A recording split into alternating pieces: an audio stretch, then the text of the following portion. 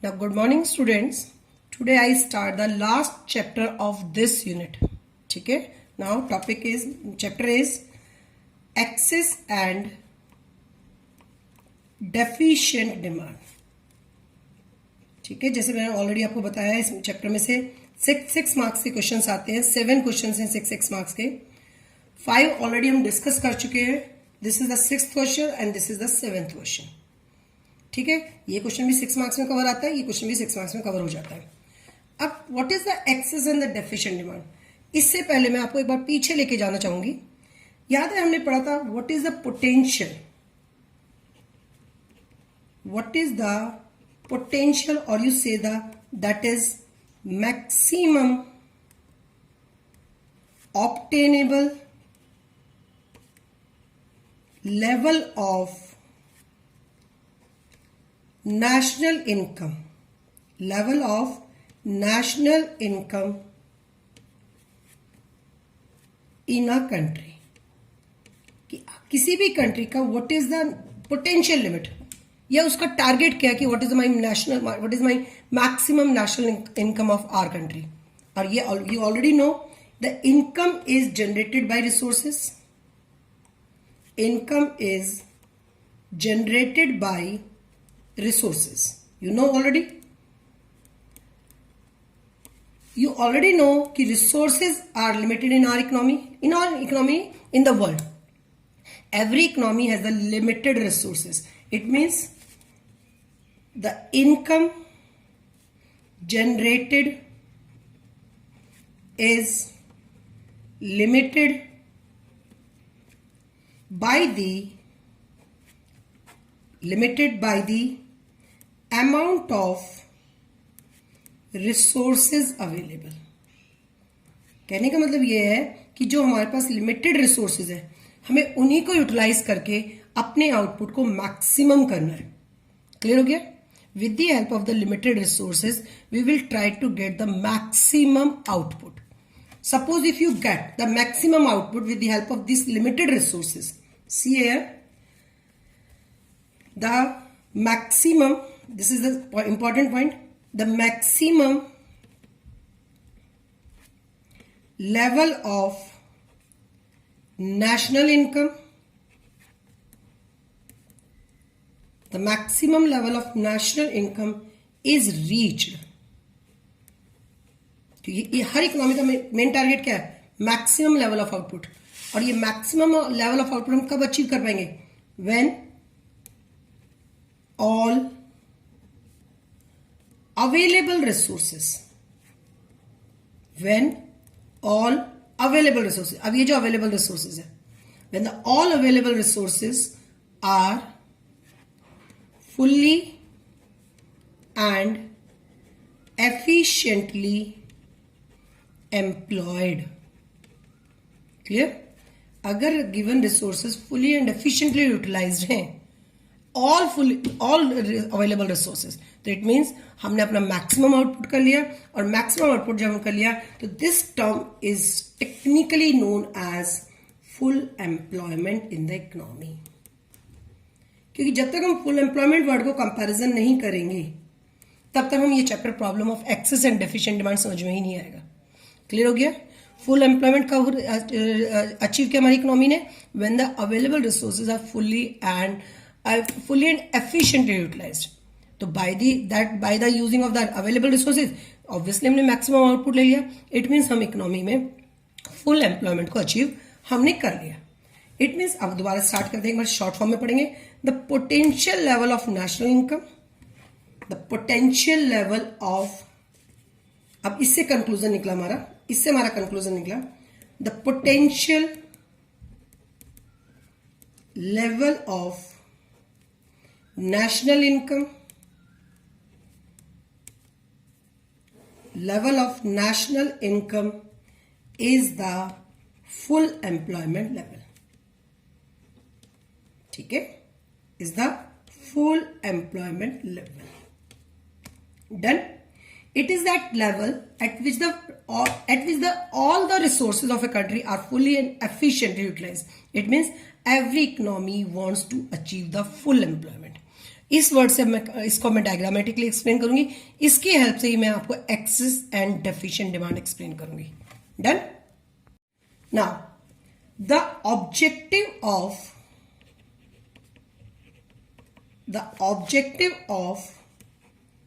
full employment is achieved when AD is equal to AS at this level of employment. At this level of employment. See carefully. Last unit में हमने पढ़ा था एक बार the determination of national income and output, जो theory हमने पढ़ी थी with the help of ADS approach. ठीक है, clear? Now AD here income and you show the employment level also here. अब हम यहां पे एम्प्लॉयमेंट लेवल भी शो करेंगे। Done. 45 degree line, this is the aggregate demand curve. हमने कहा था, आई ऑलरेडी टोल्ड कि the level of output is determined only at that point where AD is equal to AS। मतलब economy ने अपने output level वहीं पे decide किया जहां पे इक्विलिब्रियम था। इट मीन्स वहीं पर डिसाइड होंगे उसका, इट मीन्स उसने अपने मैक्सिमम लेवल ऑफ आउटपुट को डिसाइड किया। क्लियर? अब हम मैक्सिमम लेवल ऑफ आउटपुट और फुल एम्प्लॉयमेंट को साथ लेके चलेंगे। हमने लास्ट क्लास में डिस्कस किया था the economy decide the level of output only at that point where the economy is in equilibrium। it means economy ने कहा बस मैं इतना ही प्रोडक्शन करूंगी। ठीक है, this is my point. Economy ने कहा बस हमें इतना ही प्रोडक्शन करना है। इसके आगे प्रोडक्शन कर रहे थे, inventories above the desire level हो रही थी, इससे नीचे कर रहे थे income inventories below the desire level थी। तो इकोनॉमी ने अपना टारगेट कहां डिसाइड किया? यहाँ पे। इट मीन्स, और अभी हमने पढ़ा कि every economy wants to achieve the maximum level of output. Clear? अभी हमने डिसाइड किया। तो अगर सपोज करो ये मैक्सिमम लेवल ऑफ आउटपुट था तो इट मीन्स उसकी कंट्री के ऑल रिसोर्सेज भी फुली यूटिलाइज थे। ध्यान से सुनना दोनों बात को। Every economy wants to achieve the maximum level of output, और अगर इकोनॉमी ने ड्यू टू दिस डायग्राम ये level of employment decide, level of output decide किया, तो इट मीन्स ये उसका मैक्सिमम लेवल ऑफ आउटपुट है। और मैक्सिमम लेवल ऑफ आउटपुट तभी अचीव होता है जब इकोनॉमी के सभी रिसोर्सेज फुल यूटिलाइज होते हैं। इट मीन्स यही लेवल, क्योंकि मैंने यहां पे एम्प्लॉयमेंट भी शो किया है, तो it is also shows the full employment level. तो अब जो आप एक्सेस एंड डेफिशिएंट डिमांड पढ़ेंगे उसमें सबसे पहले आपको यहां पे फुल एम्प्लॉयमेंट लेवल लिखना मस्ट है। फुल एम्प्लॉयमेंट लेवल याद रखना बेटा। अगर ये वर्ड नहीं मिलता, और टीचर्स का तो नहीं मैं कहती, लेकिन हमारे टैगोर के टीचर्स तो मार्क्स बिल्कुल नहीं देंगे, क्योंकि अब जो एक्सेस और डेफिशिएंट डिमांड का कंपैरिजन है वो सारा इस फुल एम्प्लॉयमेंट वर्ड से। एडीएस अप्रोच, एसएनआई अप्रोच में फुल एम्प्लॉयमेंट मेंशन नहीं करना। एक्सेस और डेफिशिएंट डिमांड जब एक्सप्लेन करेंगे तो must mention the full employment level. It means जब ये फुल एम्प्लॉयमेंट है, it means it is the full employment equilibrium. एक बार लास्ट क्लास में मैंने डेफिनेशंस पढ़ाई थी फुल एम्प्लॉयमेंट, जब मैंने डेफिनेशन वॉलंटरी, इनवॉलंटरी अनएम्प्लॉयमेंट भी साथ में लिया था। तो full employment equilibrium is that equilibrium where the all resources are the fully employed in the economy. अब जो आज का टॉपिक है, suppose what happen if AD is less than required AD और AD is greater than the required AD. ठीक है, अब what happen if AD is less than और the greater than full employment is. Clear? कि if AD is greater than, if AD is greater than this or if AD is less than this, maybe AD less than हो जाए full employment के comparison से। ठीक है, if what happens if AD is less than full employment AS or if AD is more than full employment AS। तो अब हमारा यही हम टॉपिक पे डिस्कस करेंगे। तो सबसे पहले मैं लेस देन की सिचुएशन को समझा रही हूं। ठीक है, ये लेस देन की सिचुएशन है, यही हमारी डेफिशिएंट डिमांड है। Done, start now. अब हमारा पहला क्वेश्चन स्टार्ट होता है 6 मार्क्स का। ये अभी तक इंट्रोडक्शन था कि एक्सप्लेन द कॉन्सेप्ट ऑफ अच्छा जस्ट वेट। अब इसमें एक वर्ड है इनकम गैप, ये 1 मार्क्स की डेफिनेशन है। द इनकम गैप क्या है, अब ध्यान से देखना, it to maintain this level of employment, listen carefully, to maintain this level of employment it is the required AD, EY, it is the required AD, or you say that it is a required AS. To maintain this level of employment we need this required AD or the required AS. Clear हो गया? But due to any circumstances maybe AD falls, it means sometime at this level of output AD केवल FY रह गई या GY हो गई. Clear हो गया? Some time at this level of output may be AD less than this, may be AD is more than this. तो जो गैप बिटवीन है, this gap and this gap is known as the income gap. ठीक है, अब definition क्या बन जाएगी हमारी, the gap between AD and AS at full employment. ठीक है, the gap between AD and AS at the full employment. ये full employment था, the gap between AD and AS, क्योंकि this is the AS, this is the AD, this is the AD, this is the AS. तो जो gap है, this is called the income gap. Now we start the first main question. What is the deficient demand? Explain the concept of deficient demand. Explain the concept of deficient demand. और paper में कभी कभी sometime question आता है deflationary gap. ठीक है, बस definition में डिफरेंस आएगा, डेफिनेशन का मीनिंग सेम है, थोड़ा सा वर्ड्स में डिफरेंस आएगा. क्लियर, बट एक्सप्लेन दोनों क्वेश्चंस की सेम आएगी. जब क्लियर आएगा डिफ्लेशनरी गैप की definition, explain the concept of deflationary gap, तो you must write the definition of deflationary gap. If the question is coming in this sense कि explain the concept of deficient demand, तो you must explain the concept of you must write the definition of deficient demand.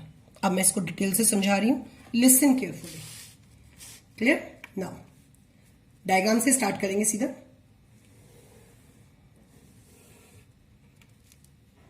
Income, employment, aggregate demand. Done. C S aggregate demand. सबसे पहले starting की labelling कर लो. It is a E. Done. It is the full employment equilibrium. It is the full employment equilibrium. Now next,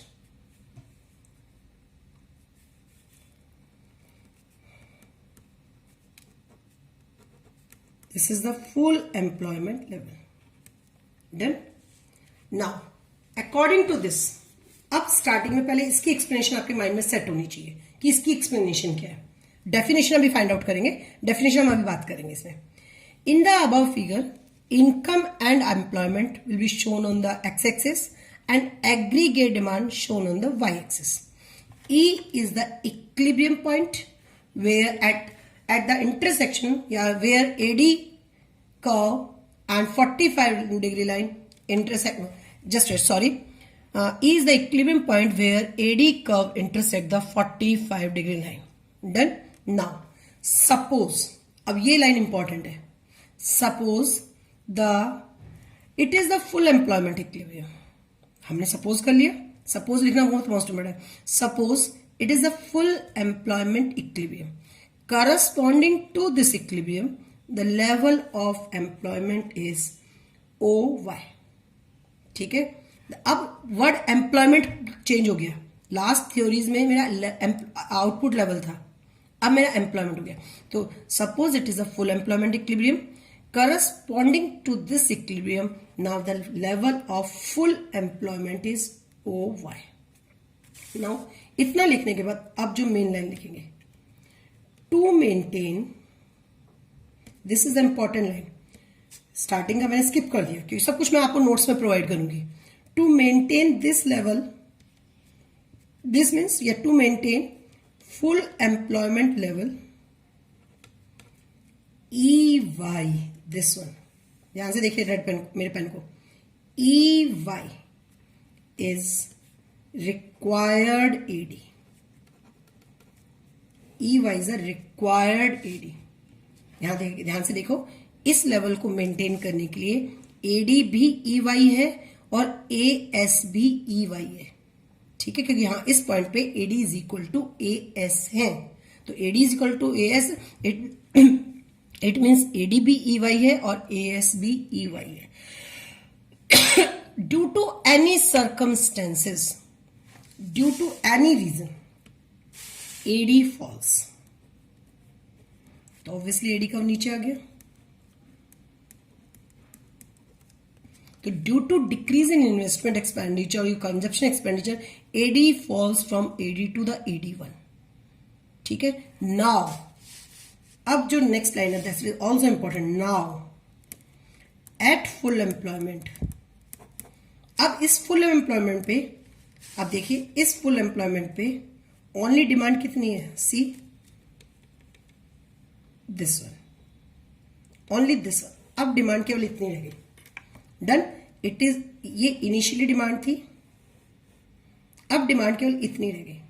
it means now at full employment AD is FY, ठीक है, and AS is EY.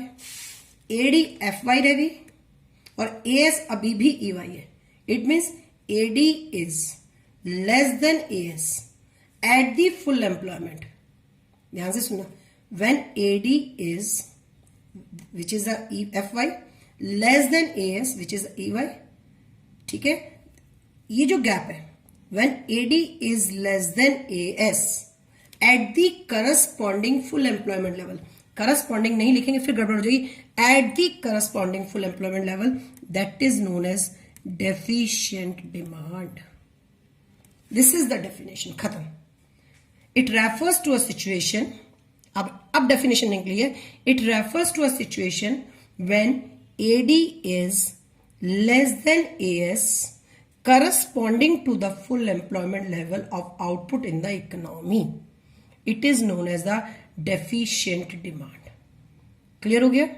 बस इसके अलावा इसमें कुछ नहीं लिखना आपको. It means, तो यहाँ पे हम देखेंगे, यहाँ पे फिर शॉर्ट फॉर्म में जब हम पूरी थ्योरी को एक्सप्लेन करेंगे, it means AD is less than AS, then what is the necessary to achieve full employment level? It is a sign of deficient demand. Clear हो गया? तो सिंपल सा आंसर है, when AD is less than AS corresponding at the full employment level, तो it means it create the problem of deficient demand in the economy. Clear हो गया? और कुछ नहीं है. एंड डेफिशिएंट डिमांड, जो हमारा डेफिशिएंट डिमांड है वो डिफ्लेशनरी गैप को इंडिकेट करेगा. अब क्यों डेफिशिएंट डिमांड, जो डेफिशिएंट डिमांड है वो डिफ्लेशनरी गैप को कैसे इंडिकेट करता है? Because when AD is less than AS, it means the less demand for inputs than actually available in the market. जब ऑब्वियसली डिमांड ही कम होगी तो इनपुट्स की डिमांड भी कम हो जाएगी. जब इनपुट्स की डिमांड कम होगी तो price of input starts falling हो जाएगा. अच्छा, price of input start falling होगा तो this create the situation of deflation in the economy. Clear? तो फर्स्ट क्वेश्चन आता है हमारा, explain the concept of deficient demand in the economy. Clear? Now अब इसी से रिलेटेड क्वेश्चन है, what will it's impact on the output, employment and price. Question आता है, explain the concept of deficient demand and explain it's impact on output, price and employment. ठीक है, हम now start करते हैं. तो वापस वही चलते हैं कि आउटपुट का डिटर्मिनेशन कहां होगा, जहां AD is equal to AS होगा. अब हमारे पास this is a new demand curve. Now the new demand curve intersect the AS curve at point E1. Now it is a new equilibrium. अब corresponding to the new equilibrium, the new level of output is Y1. It means output पे क्या असर पड़ा, diagram में देख के clear हो गया. Now output fall. ठीक है, डायग्राम में क्लियर है. New equilibrium, determination of output तो वही होगा जहां AD is equal to AS होगा. अब मार्केट में ये डिमांड तो एग्जिस्ट नहीं कर रही, डिमांड तो ये एग्जिस्ट कर रही है. And new demand curve intersect the AS curve at point E1. Corresponding to this equilibrium the level of output is this, it means जो पहले से क्या दिख रहा है कम हो गया। Clear. Now same employment level भी हमने यहां डिसाइड किया था, बट हमने ये कहा था this is the full employment. Employment level का डिसीजन भी वही होगा where AD is equal to S, तो it is a new level of employment.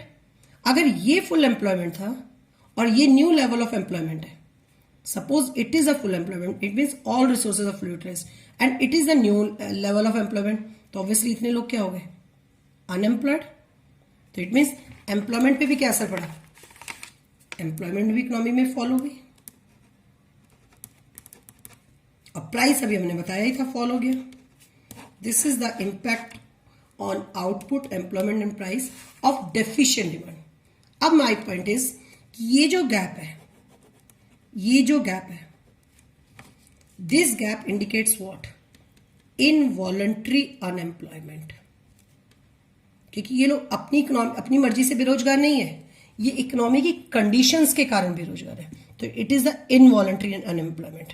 Y1 से Y के बीच में जो लेबर अनएम्प्लॉयड हुई है, इसको हम इनवॉलंटरी अनएम्प्लॉयमेंट की कैटेगरी में काउंट करते हैं। Clear. Now it is also the equilibrium and it is also the equilibrium, both are equilibrium. तो what is the difference between the both equilibrium, it is the full employment equilibrium, it is the under employment equilibrium.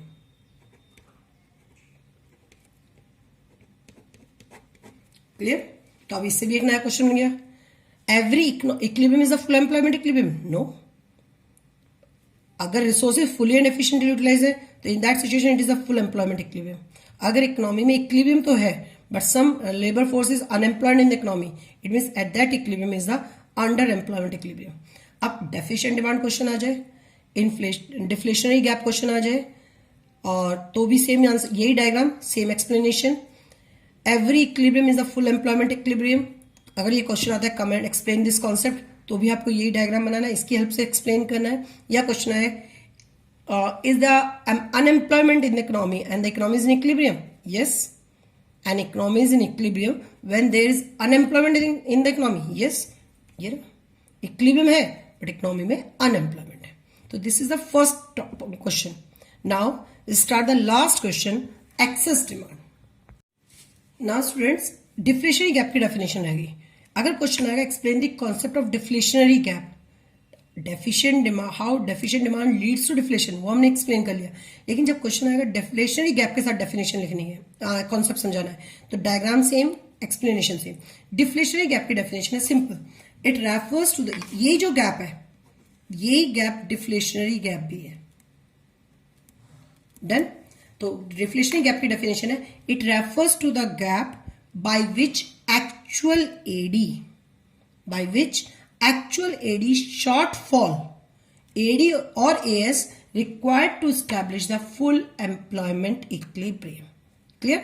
Now the next question, last question for the today's class, the problem of excess demand in the economy. क्योंकि अभी हमने पढ़ा if AD is less than or greater than AS at the full employment, तो अभी हमने पढ़ा if AD is less than AS at the full employment, तो this create the situation of deficient demand. अब हमारे पास नेक्स्ट एस्पेक्ट आता है एक्सेस डिमांड का।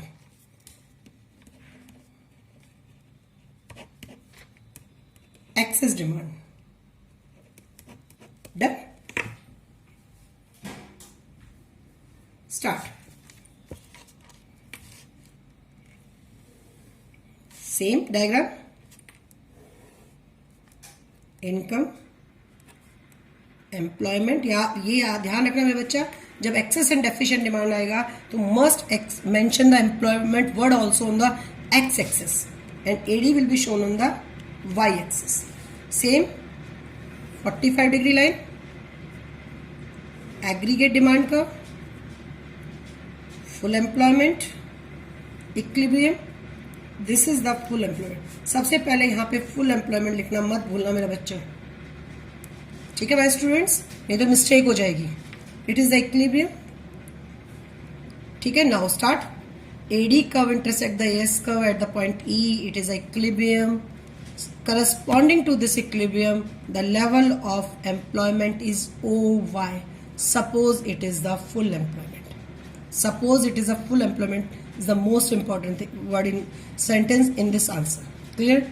Now, अब क्वेश्चन था if AD is greater than AS, if, क्योंकि यहाँ पे at this level of employment AD is EY and AS is also the EY.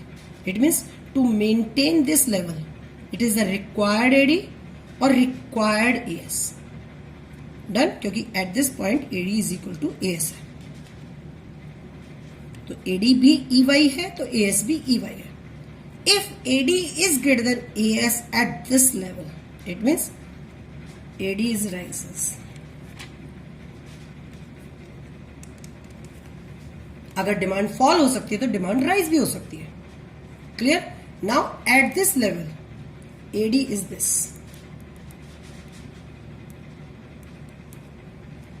Clear? तो this is the required AD. This is the required AD to maintain this. It is the actual AD at this level. So when actual AD is greater than required AD, when AD is greater than AS at the full employment, that is known as excess demand in the economy. Same explanation. यहाँ तक हमने पढ़ लिया, जैसा भी हमने पढ़ा था. तो फिर हम यहाँ लिखेंगे suppose due to increase in investment AD rises from AD to the AD1. Next point में लिखेंगे now at the full employment AD is GY which is greater than required AD, that is EY, और required AS लिख सकते हो आप. AD required के साथ AD AS कुछ भी यूज कर सकते हो.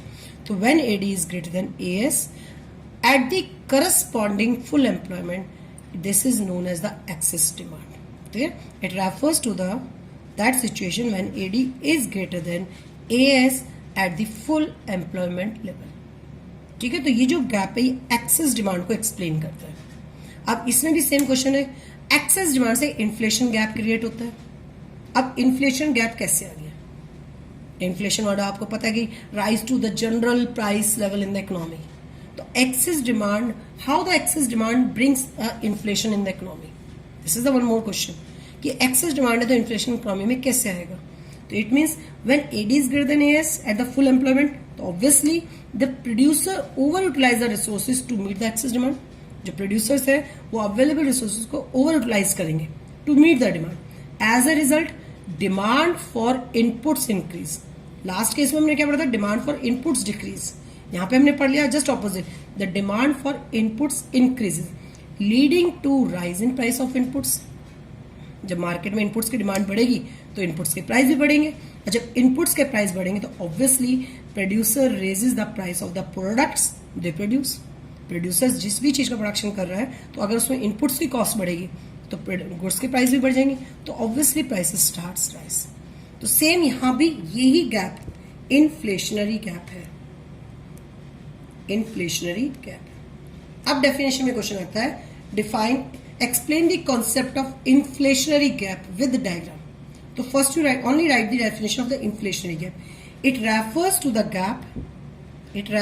the gap by which actual AD exceeds AD or AS required to establish the full employment equilibrium. बस इतना सा definition में difference है, nothing more. Same diagram, same explanation. अब इसमें भी क्वेश्चन आता है, what will impact on the output, employment and price. अगर मार्केट में एक्सेस डिमांड है तो what will impact on the output, employment and price. अब स्टूडेंट्स कहेंगे मैम इसमें ये नया इक्विलिब्रियम आएगा.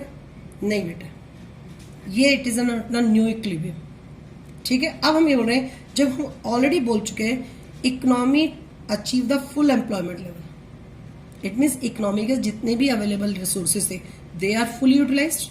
तो इट मीन्स अब कोई अनएम्प्लॉयड ही नहीं था इकोनॉमी में, तो किसको काम देंगे? ठीक है? तो जब एम्प्लॉयमेंट लेवल नहीं बढ़ेगा तो there is no impact on the employment. तो रीजन क्या लिखेंगे? Economy already reach the full employment. जब इकोनॉमी एम्प्लॉयमेंट पे कोई इम्पैक्ट नहीं आया तो ऑब्वियसली आउटपुट पे भी कोई असर नहीं आएगा, कि इकोनॉमी अपने पोटेंशियल लिमिट को अचीव कर चुकी है. Economy already achieve the full potential level of output with the help of the full employment level. There is no impact, only the prices is rise. Please इस पर मत जाना कि मैम नया इक्विलिब्रियम यहाँ पे काम नहीं करेगा, because economy already reach the full employment, economy already achieve the full employment level of output with the help of full employment level. Clear?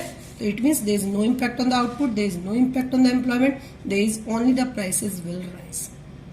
तो अब ये आपको दोनों क्वेश्चन बहुत अच्छी तरह से क्लियर हो गए होंगे कि AD is greater than AS, if AD is less than AS at the full employment. तो one is the deficient demand in the economy, the other one is the excess demand in the economy. Deficient demand का economy output पे क्या impact था? Output fall हो गया, employment fall हो गई, price fall हो गया.